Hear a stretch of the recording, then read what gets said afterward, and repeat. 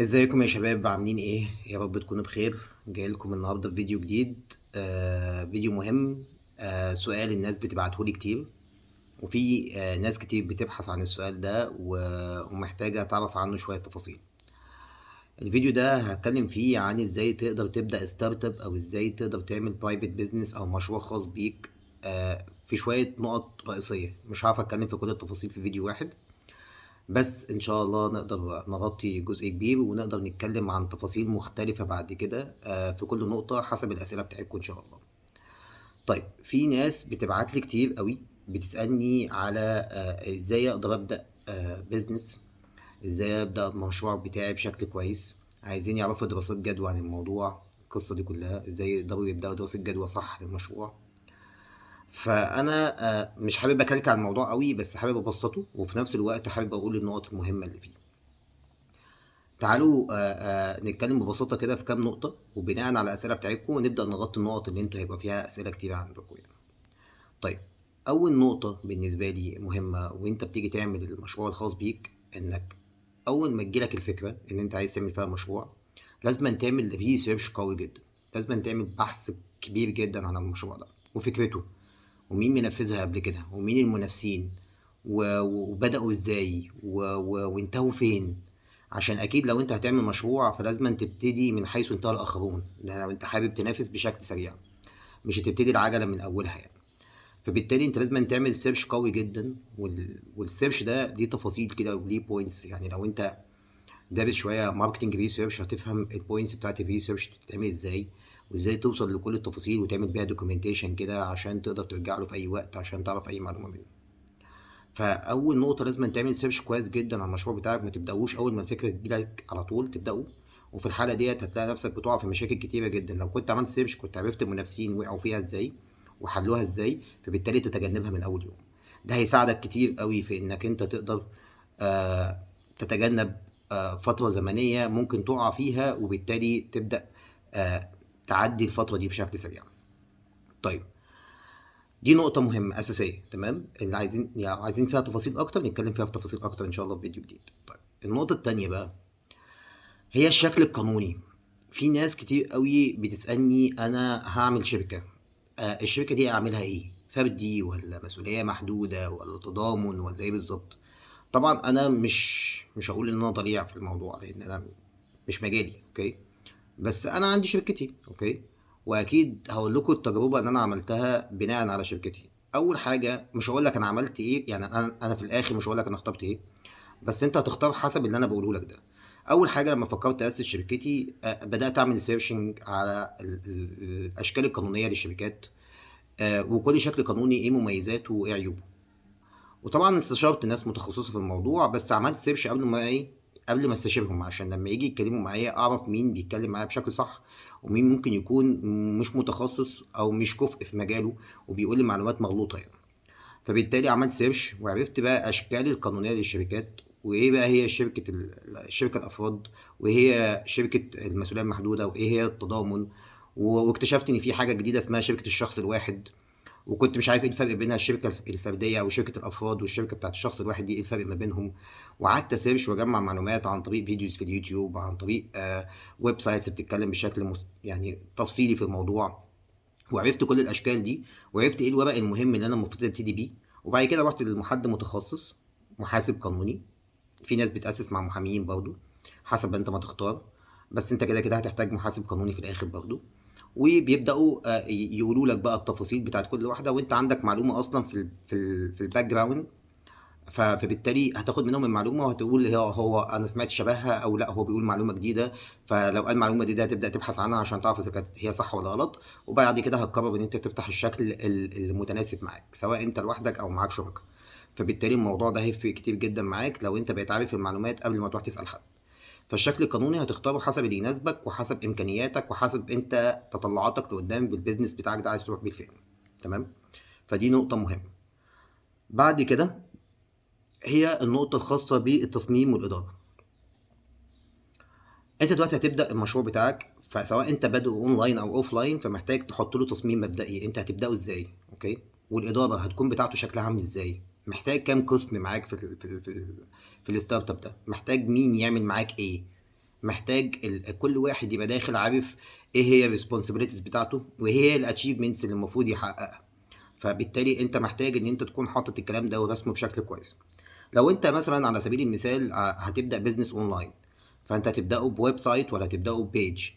فهتبداوا بالاثنين سوا. فانت محتاج تفهم الويب سايت اللي انت هتعمله ده هيكون في مجال ايه، وتبص على المنافسين وتشوفهم عاملين ايه، عشان تبدا من حيث انتهى الاخرون زي ما قلنا. وبعد كده تبدا تضيف الحتت اللي هي التاتشز بتاعتك اللي هي الاد فاليو، عشان لما حد يجي يسالك ايه الديفرنشيشن بينك وبين المنافسين تقدر تقول لهم انا عندي الحته دي مميزه عن الحته دي. فبالتالي انت لازم تكون عارف انت مصمم البروجكت ازاي، وعارف تسكن كل واحد من الموظفين بتوعك فين. تمام. لازم تكون عارف ان انت محتاج مثلا حد في الحسابات، حد في الاوبريشن، حد في السيلز، حد مثلا في الكيو سي، حد في الداتا انتري، حد مثلا سي معاك في الكاستمر سيرفيس، حد معاك في السوشيال ميديا او ديجيتال ماركتنج مانجر وات ايفر يعني، وحد معاك مثلا سي في ماركتنج وات ايفر هو هيكون معاك في ايه بالظبط. فانت عارف كل شخص هيشتغل معاك فين وهيعمل ايه ومسؤولياته ايه. تمام. في حاجات انت هتشيلها في الاول عشان توفر كوست على نفسك، ولا هتبتدي من الاول بكل واحد يشتغل في مجاله؟ طبعا لو اشتغلت في الاول بشكل اونلاين هتبقى محتاج مكان ولا مش محتاج مكان. اوكي. في عملاء هيجوا لك لحد عندك ولا انت اوريدي هتروح لهم، فمش محتاج تحط كوست في الاول في مكان. فده كله بيفرق معاك بشكل كبير جدا، فلازم تفكر في الحته دي وتظبطها بشكل صح، عشان اي اخفاق فيها هيوقع لك البروجكت كله. فلازم تكون مركز جدا في النقطه دي. طيب، بعد كده بقى خلينا نتكلم في اهم، يعني مش اهم ديبارتمنت لان كل الديبارتمنتس بتاعتك هتبقى مهمه، بس حته التسويق تحديدا يعني. انت بدات مشروع فمحتاج تسوق له ومحتاج الناس تتعرف عليه. فلازم ما تستعجلش فكره البيع من التسويق. من خبرتي ابني البراند بتاعك كويس. يعني ابدا عرف الناس باسمك، عرف نفسك انت انت للناس انت بتعمل ايه. ايه المختلف عندك. لو بتبيع منتجات إيه المختلف في اسعارك، في جودة المنتج بتاعك، في كل حاجة. لو انت بتشتغل على خدمات اعرفهم الخدمة بتاعتك بتوفر لهم ايه. ايه المميز في خدمتك. ليه يشتري الخدمة دي من عندك انت. ابني ده كويس جدا، وواحدة واحدة هتلاقي ان الكلام ده بيسمع معاك في المبيعات بشكل ايجابي جدا. لكن لو استعجلت من اول يوم ان انت تحقق مبيعات من حاجة انت لسه بانيها امبارح، فمستحيل ان هي تحقق مبيعات، لان في الاول كده حته كده لازم تعملها ايس بريكنج، لازم تكسر الحاجز اللي بينك وبين العميل، لازم يثق فيك كمان، لازم يكون حابب ان هو يسمعك، شايف ان انت بتعمل له اد فاليو، بتضيف له. شايف ان انت في بينك وبينه اتبنى كريديبيليتي كده وثقه، يخليه يقول لا انا هدفع لك اونلاين مثلا على الويب سايت. او لا انا واثق ان انا هاخد الحاجه ولو فيها مشكله هرجعها لك وانت هتستلمها مني. كل التفاصيل دي مهمه جدا. فبالتالي التسويق مهم ان انت تبداه بالبراندنج، بعد كده انك من خلال البراندنج ده تحقق بنتريشن وتتوسع والناس كلها تعرفك، وبعد البنتريشن تبدا تجين بقى ايه السيلز، تبدا تجمع بقى في السيلز اللي هيجي لك. والسيلز ده هتلاقيه بيكبر بيوم بعد يوم، لان في جزء من الناس بتجي لك وبتعرفك لاول مره، وفي عندك بقى حاجه اسمها عندك ريتيرنينج يوزرز او ريتيرنينج كاستمرز. ففي ناس بقت بترجع لك بشكل مستمر لان اشترت منك في المره الاولانيه، فلقيت ان التعامل بشكل كويس فبدات ترجع لك تاني وهكذا. تمام. فده مهم جدا ان انت تركز عليه. طيب، بعد كده اداره التكاليف بتاعتك. انت لازم تكون عارف كويس جدا انت بتصرف كام وانت محتاج كام عشان تغطي المصاريف بتاعتك دي. تمام.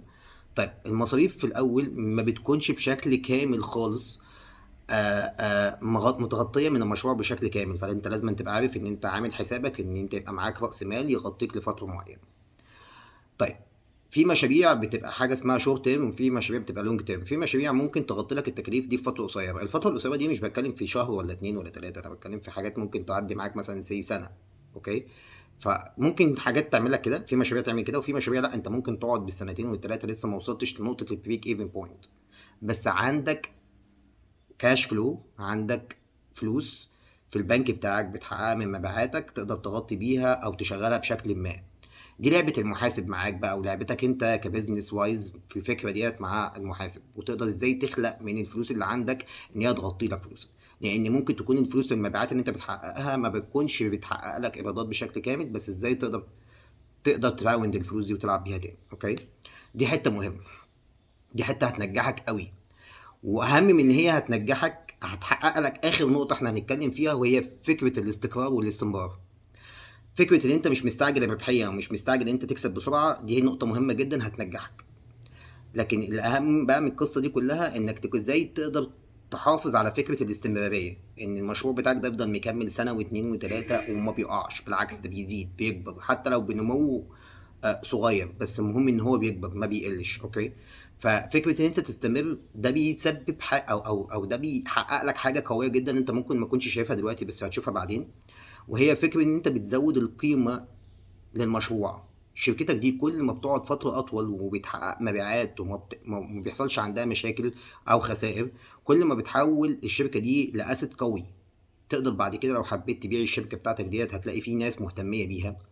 تقدر ان انت تقول الفاليو بتاعت الشركه بتاعتي دي بقت قيمتها اكس، لان انت بقى عندك تفاصيل جدا كتير قوي بتبيعها، في منها تفاصيل ماديه، الفلوس اللي انت مثلا صرفتها على المشروع، ده جزء من القيمه الماليه بتاعت الشركه. الشركه دلوقتي انا صرفت عليها اكس، زائد بقى حاجات كتير، عقود مضيتها مع ناس مهمين، منتجات عندك وفرتها، عندك داتا كتيره جوه المشروع بتاعك، عندك تفاصيل كتير قوي اشتغلت عليها، مجهودك انت الشخصي والتركيز ان انت ازاي تطلع حاجه بشكل قوي بالشكل ده. فبالتالي كل ده بيتحسب، فبالتالي بتقول قيمه المشروع بتاعتي كبرت، فانا لو جيت ابيع الشركه دي هلاقي قيمه. تمام. او ان لو دخلت انفستنج او دخلت فند ودخلت استثمارات جوه المشروع فبرضك بتدخلها على اساس قيمه. فبالتالي انت لازم كويس تكون ضامن استمراريه المشروع، مش مستعجل الربحيه. الربحيه هتيجي، جت بعد سنه، جت بعد اتنين، جت بعد تلاته، هتيجي. اوكي طول ما انت مستمر.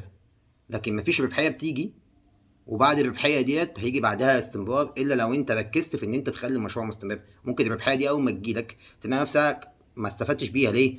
قررت ان انت تعمل توسع، فهتتوسع، وليكن هتخش في بلاد تانية تشتغل فيها، وليكن هتكبر التيم عشان بقى التيم بقى عليه الشغل كبير جدا. قررت ان انت تزود المصاريف التسويقيه وبدات تعمل اعلانات بشكل اكبر، فهتلاقي نفسك بتاخد الربحيه تحطها في حته تانية. فبالتالي انت لازم تكون عارف ان انت مش مستعجل الربحيه، انت عايز المشروع ده يستمر باطول فتره ممكنه، وبالتالي انت هتقدر تستفاد منه بشكل كبير جدا في النهايه.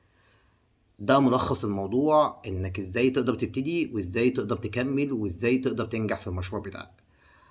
فكر في كل نقطة. لو عندكم أسئلة جديدة أو عندكم أسئلة عن البوينتس اللي أنا اتكلمت عليها دي، حطوا لي في الكومنتات الكلام ده. تمام. وإن شاء الله أغطيها لكم في فيديوهات منفصلة أتكلم عن كل نقطة بشكل منفصل، ونقدر إن إحنا كلنا ننجح مع بعض أو كل واحد ينجح بمشروعه الخاص، وننجح مع بعض في إن إحنا نساعد بعض بشكل كبير يعني. شكرا جدا ومبسوط إن أنا كنت معاكم في الفيديو ده. سلام.